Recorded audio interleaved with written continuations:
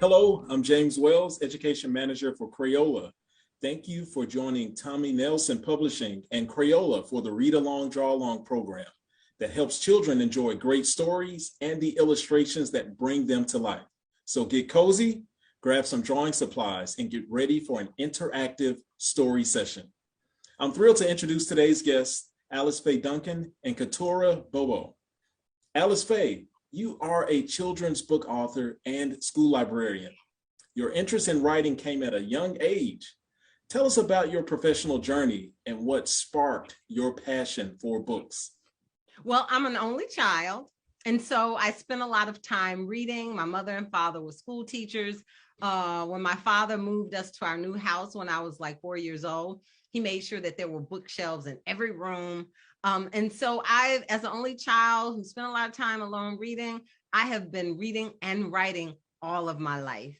And so I wanted to write, but I also wanted to make a living. So I became a school librarian.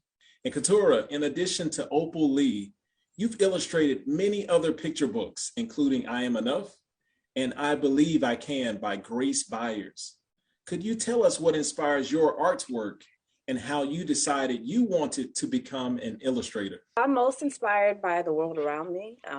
Growing up in Detroit, Michigan, and Toledo, Ohio, and seeing my family and people who look like me and not really seeing us reflected in books and media, I felt it was important as an artist to embody that and to show my culture and to show people who look like me and have hair like me and a skin tone like me and the people that I was around growing up.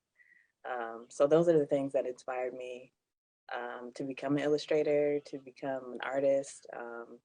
And yeah, my books, all the books that I've done, which are all right back here, are a reflection of that. And I love that I'm able to do this for a living. Awesome. So I have a follow-up question for you with that. If you could tell us, what was the experience of first seeing your art published in a picture book like? It was amazing. I was speechless. Like when I first got the samples for I'm Enough back, I couldn't believe my art looked so pretty in these books. Like as I'm flipping through the pages, I got really emotional looking at this stuff because I just felt like my art had came so far at that point. And I knew I'm Enough was going to be special. And when it was released, it was like immediately accepted, widely accepted by different kinds of people and people all around the world. And I hate to say that I knew that it would be as big as it became, but it's like I knew it was special. Like as soon as I read the manuscript and looked at the pages, it was just like a blessing to see all that coming together. And I knew I'd worked so hard and put my all into it, so it was great. Okay, Alice Faye, you've written many children's books about civil and human rights. In the visual art world, you would be considered an artivist because you blend your art medium of writing with activism to build awareness of social justice issues and advocate for change. Your new children's book, Opal Lee and What It Means to Be Free, discusses Juneteenth and the significance of this celebration of freedom for all. Can you speak to the importance of all children understanding this moment in American history and what led you to write this book? I know that when you want children to do brave things, you have to show them models of people doing brave things. And Opal Lee and What It Means to Be Free does that when the book explores the life of Opal Lee marching and walking, working toward making Juneteenth a holiday. She is an example of what it means to be a committee of one. She is an example of what it means to have courage. She is an example of what it means to have determination. So Alice Faye, could you tell us, how did you learn of Opal Lee? Now that is the question. It was the summer of 2020 during the George Floyd tragedy. And so, you know, that was a summer filled with tears and a summer filled with the crackling of fires. But above the crackling of the fires and beyond the wailing and the tears, there was this voice across the national news, across the internet, and that voice was Opal Lee, encouraging the whole nation under the banner of Juneteenth to unite in unity. And that is the year that I first learned about her, even though she had been walking and marching to make Juneteenth a holiday since 2016. Alice Faye, thank you for explaining what inspired you to write this book. Educators, parents, and children are eager to hear this story. So if you would, please read Opal Lee and What It Means to Be Free. Opal Lee and What It Means to Be Free, written by me, Alice Faye Duncan, and illustrated by Katura Bobo. Opal Lee and What It Means to Be Free, the true story of the grandmother of Juneteenth. Happy Juneteenth Jamboree. Come and join the fun. Opal Lee waved to her great-grandson as he barreled across the park. He zipped past lines of picnic tables covered with platters of barbecue, baked beans, tomato tarts, and raspberry cobbler. He hurried past the leaping choir draped in purple robes. He danced a jig with cowboys playing fiddles, but they did not stop his flow. Buddy ran to the blooming tree where Opal Lee held court. Her braided hair was a silver crown. Her eyes were twinkling stars. Great granddeer, Buddy called. Tell us a Juneteenth story. Opal Lee raised her face to the sun as memories of yesteryear filled her vision. When she had been a Texas bud like the children at her feet, Granddaddy Zach told freedom stories on his wooden porch. As Opal Lee remembered his words, she lifted her hands and cheered. Juneteenth means freedom, and now it's story time. Then Opal Lee began. Once upon a blazing sun, she said, Black bodies were bought and sold like cattle. Black men plowed the fields, but were not allowed to own the land. Black women cooked the food, but were not allowed to feast on roast and ribs from the master's table. Black children cleaned the one-room schoolhouses, but were not allowed to read and write. Earning and learning was against the law. Slavery was a thief. American slavery dragged on like a plague until July 1, 1863. That's when President Lincoln wielded courage and raised his feathered pen. He signed the Emancipation Proclamation with a mighty stroke. On the first day of January, said the Emancipation Proclamation, in the year of our Lord, 1863, all persons held as slaves shall be forever free. Glory, glory, glory. Freedom was dazzling news like a bright, starry night. However, Texas was big and many miles away from Mr. Lincoln. White masters defied his words. Black bodies remained in bondage. They plowed, they cooked, they cleaned. Freedom did not ring through Texas in 1863. It was toiling times in the Lone Star State for 2 years, 5 months, and 18 more weary days. Then finally, joy jumped up on dancing feet in the town of Galveston. The year was 1865. 2 whole years later, can you believe it? The day was June 19. Gordon Granger marched through Galveston with Union Army troops. The general raised his booming voice and spoke these righteous words. He said, "The people of Texas are informed that in accordance with the proclamation from the executive of the United States, all slaves are free."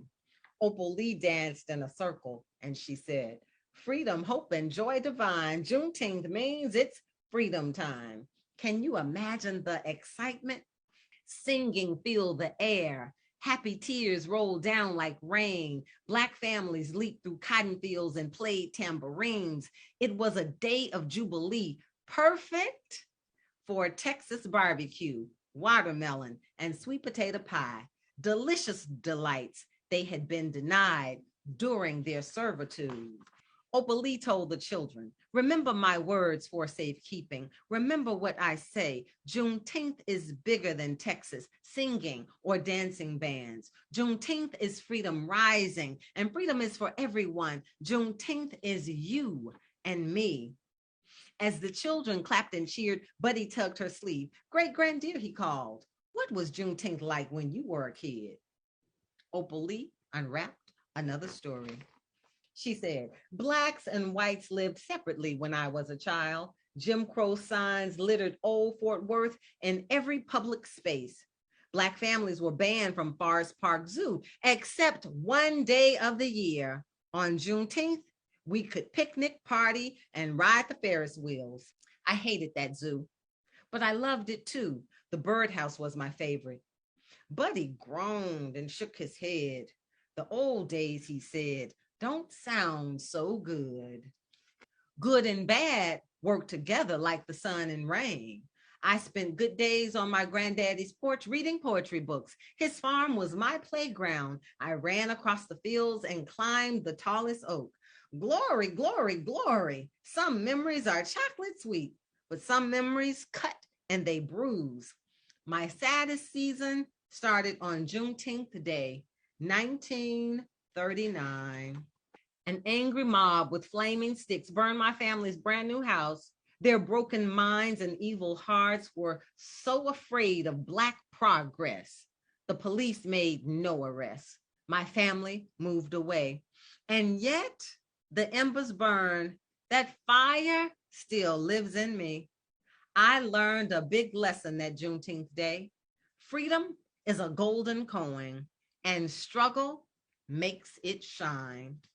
And no matter how long it takes for freedom to stretch across the land, as for me, I will keep on teaching. I will keep on reaching. I will keep on walking. I will keep on talking. I will raise my voice on the prairie and the mountaintop until freedom reigns. The children lifted their hands in praise. They shouted, freedom, hope, and joy divine. Juneteenth means that's right, freedom time. Opal Lee winked and chuckled. I think now it's time for barbecue, strawberry cake, and red Juneteenth punch. Glory, glory, glory. Buddy cheered and waved his hands. When he bounced up to leave, Opal Lee hugged him tightly. Then, just like birds in flight, all the children flocked into her arms. Opal Lee studied their shining faces. Black, brown, bronze, gold, tan, white, freckles. As the children dashed away, she marveled at the bright future. She rested against the blooming tree and whispered into the wind, remember my words for safekeeping. Remember what I say. Freedom is for everyone.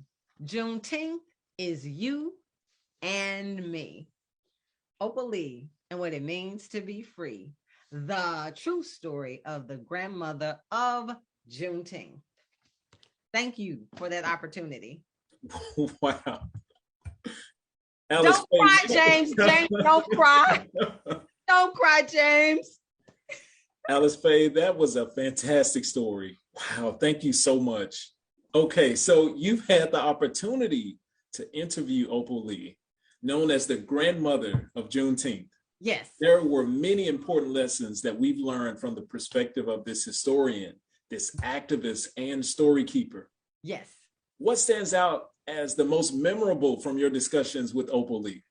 So the most memorable theme in her conversation is that, I mean, she said it often, and it's like, it's the point that she wanted to make sure was made in her biography that I wrote.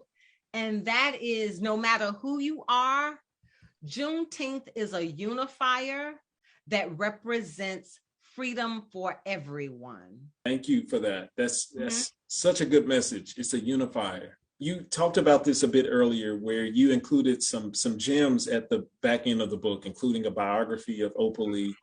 And you included some special features in the book, such as a history timeline that you've mapped out dates beginning with 1619, with the arrival of the first 20 Africans at Jamestown, Virginia.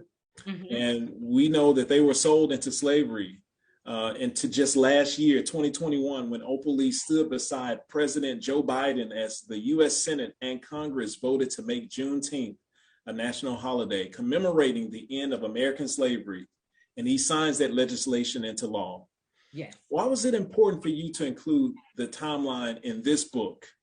And what were Juneteenth celebrations like after June 19th, 1866, and how do they compare to today's celebrations? The reason why it was important to have a timeline is because I wanted to give children a record so that there would be no mistake and they could time travel, go back and see the progress that had been made. The first Juneteenth was in Galveston, the year after 1865, which would have been 1866. And that celebration looked very similar to what we have now, except there was a lot of praying. There was a lot of testifying or testimony about with elders and the young people who had survived enslavement, sharing the good news of now how they had been enjoying their freedom, right, over that year. And there was food, there was celebration, and there was music.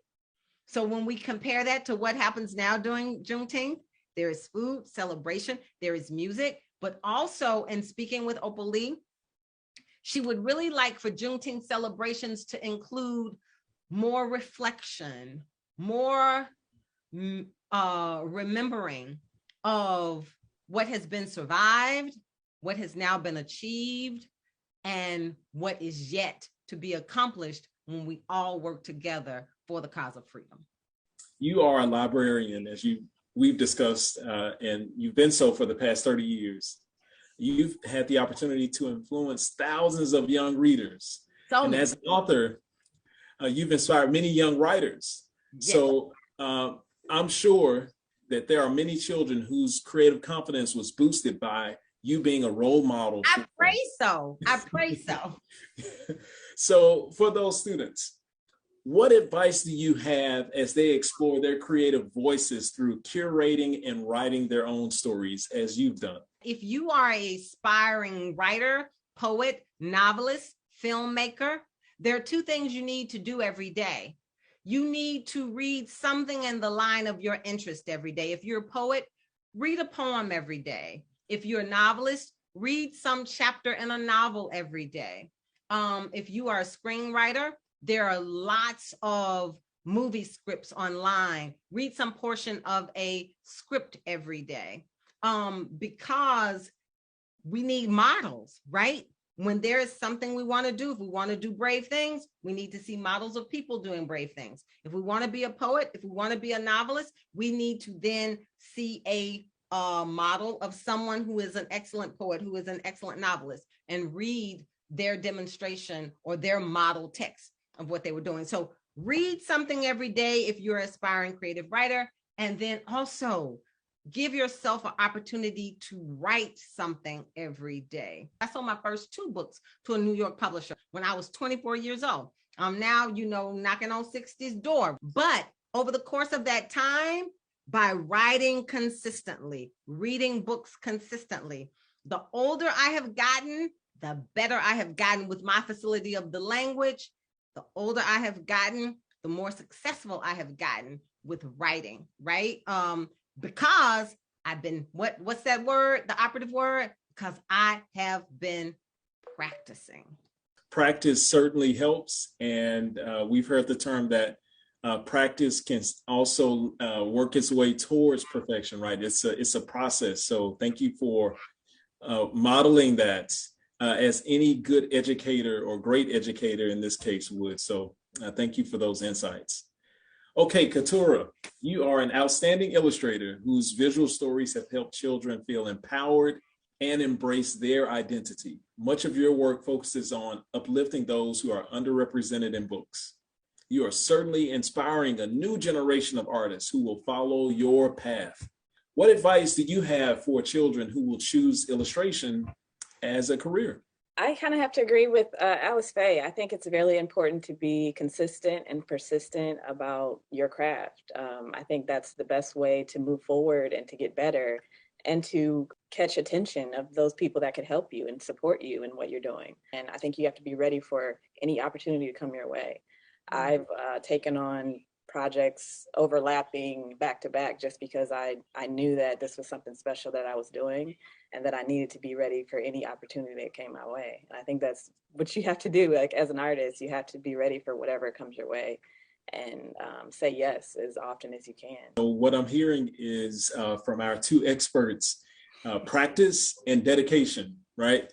These are two important things that we have to embody to be successful, and for you to be successful, of course, in what you've done, and certainly available practice and dedication. Those traits, those abilities, those skills are available to our youngest of creators. Katora, we know that visual art is an important way to tell stories about historical events, historic leaders, and multi-generational traditions. Why was it important for you to bring the story of Juneteenth and Opal Lee to life visually? So I found out about Opal Lee, I feel like a little bit before I was asked to do this project, and I was already in awe of her because of her age and her ability to do everything that she does. Because I feel like if I ever reach 90, I'm just gonna be chilling somewhere. Like, I don't know if I'm gonna be working as hard as she works. And I just was so impressed by everything that she does at her age. And actually, this book was the first biography that I've ever done, and I felt inspired and empowered to do it because of that as well. I think somebody with a life like hers deserves to be, recognized, and their story deserves to be told.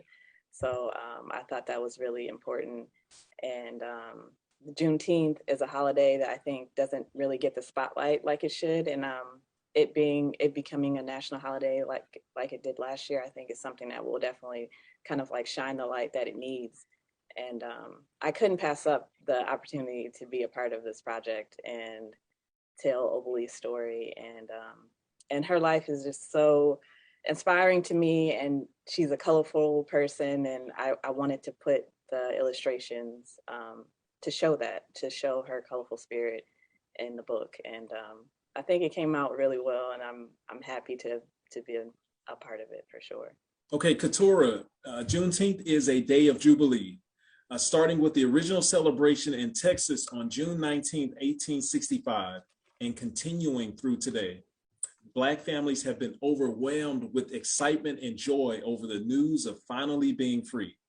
Excitement and joy are emotions that we have all experienced on many occasions.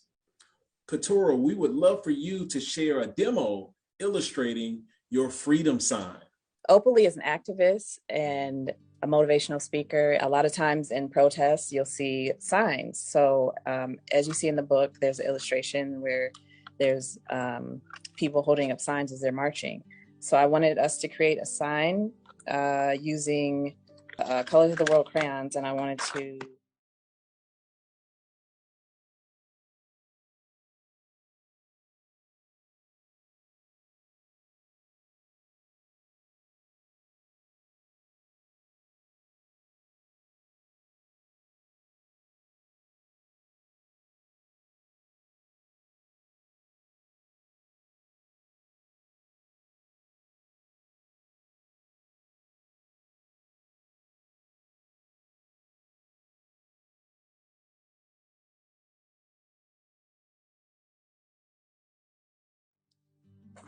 you can use your skin tone and also skin tones that are different from you, because it's important to show that Juneteenth is for everyone. So there we are with that. Feel free to color it in various shades of brown that are all in that beautiful Crayola pack.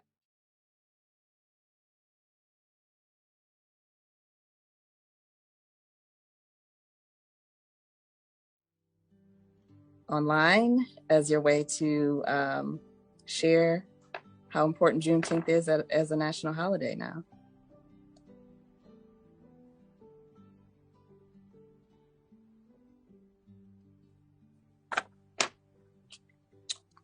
I'm going to use different skin tones to color all the different letters.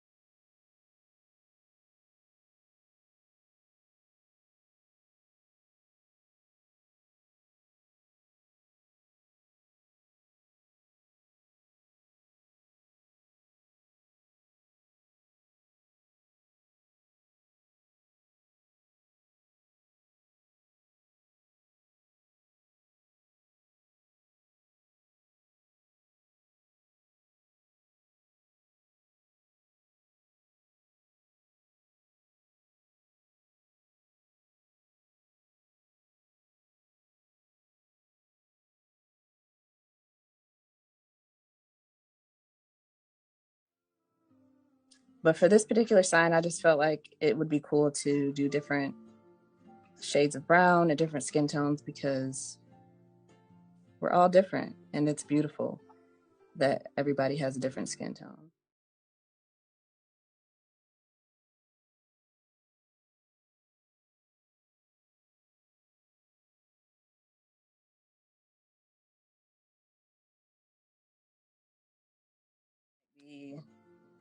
A peach color, it might be a tan color. There's a page in the book that mentions gold and freckles.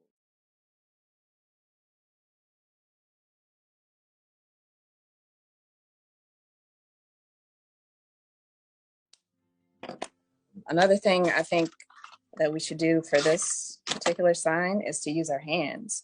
So you guys might want to cut out, do a trace of your hand and cut it out. And maybe you have a bigger piece of paper and you can put your hands to go around the sign to represent all different cultures and races of people.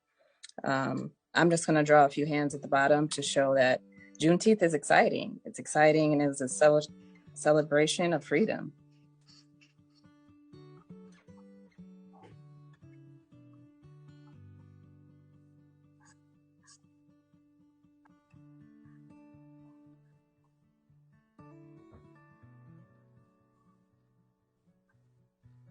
And I think for the pattern to go around, just to make it more decorative, we can do maybe some boxes. The decorative pattern that I used in the OpalLee book is a circular pattern. So it could be whatever you want, whatever you think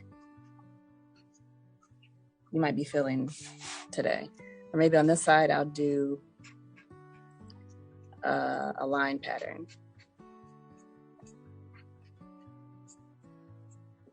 There is our sign. You can make anything that's you feel passionate about. I feel like this one turned out pretty good. We can go back in and, you know, add a bit more color to it, maybe color in these hands a little bit more. Whatever you think works for your sign. It's going to be beautiful no matter what you do. Katora, thank you so much for inspiring us with this very important message that Juneteenth is, in fact, you and me. And I would like for you now to demonstrate for us your second art technique around portraiture and how we can bring ourselves to the story of Juneteenth, as you've illustrated with the cover of the book. Yes, thank you, James. So for this one, it's going to be a little bit more colorful. I'm going to use construction paper, and we're going to do some cutting out of the silhouette that's like similar to the cover.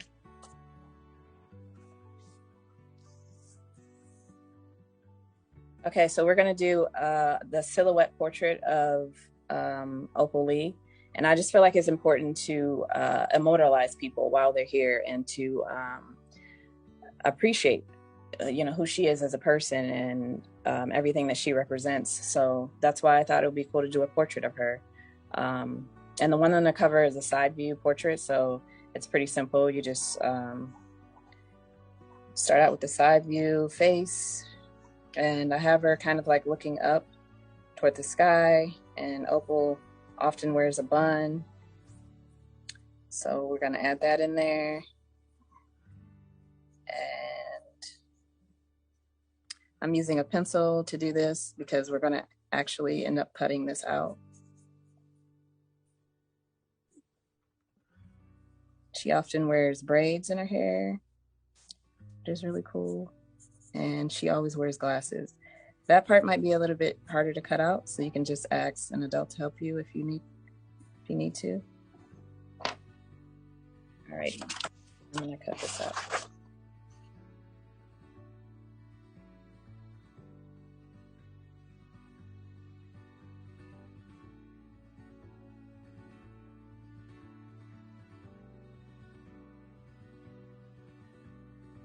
Alrighty, after I cut out the side view portrait, I'm just gonna fine tune it a little bit and also cut out her glasses. I'm gonna get the yellow for the background. I've already created some symbols that we're gonna do for the background as well. And I thought it would be cool to play around with some circular symbols, just because that's already what's in the background for the in the cover. So we can play around with that. And I think a lot of these look like the sun, which I think is really cool. We can put a ton of different symbols back here if you want. If you wanted to do a portrait of yourself in the same technique, that works too. The side portrait style is very something that stands out, and I feel like I've always been drawn to side portraiture myself. So, and the other thing that I wanted to add to this is the quote that's in the front of the book that Opal Lee is known for, where she says, "None of us are free until we all are free." And I just feel like that quote is something that stands out a lot, because that's what Juneteenth is all about. It's about a celebration of freedom. And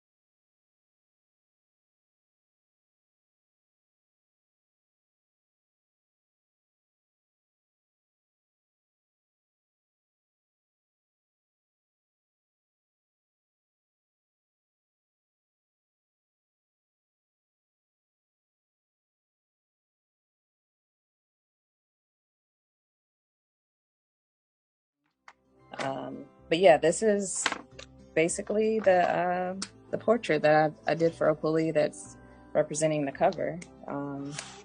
Feel free to make your own, or feel free to do one inspired by Opal Lee like I did. Thank you, Katura, for those tips and insights to create our works of art. Now that we have seen Katura's illustrations, it is your time to draw. Grab some colored pencils, crayons, and paper. Think about what it means to be free.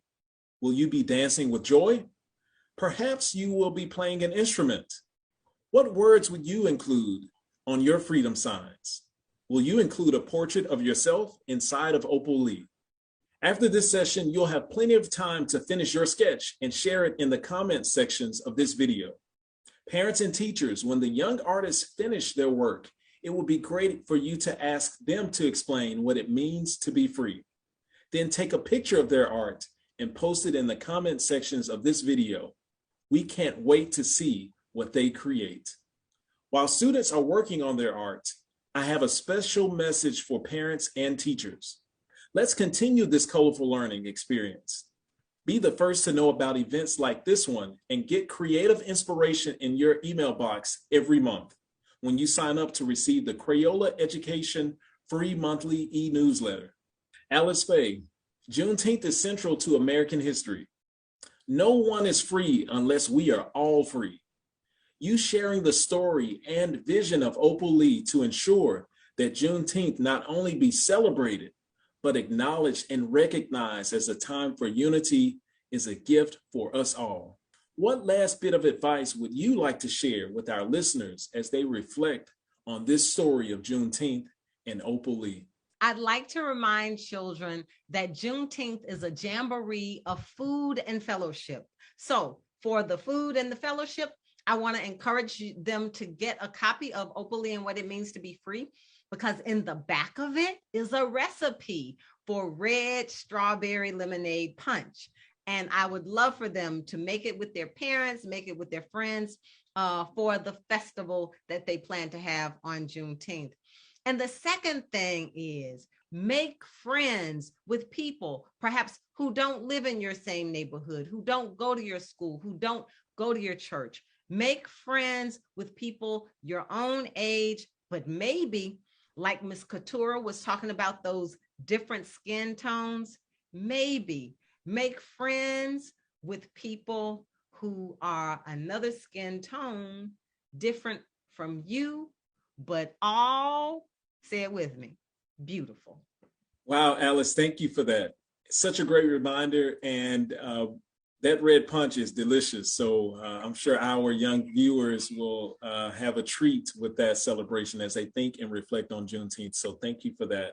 Okay, Katura, in the closing illustration where children are holding hands and running forward away from Opal Lee, the text on the beautiful scene says, "As the children dashed away, she marveled at the bright future." Please tell us about your vision for this bright future and how you visualize this important closing scene. I felt it was really important to show contrast. It's similar to actually to the cover.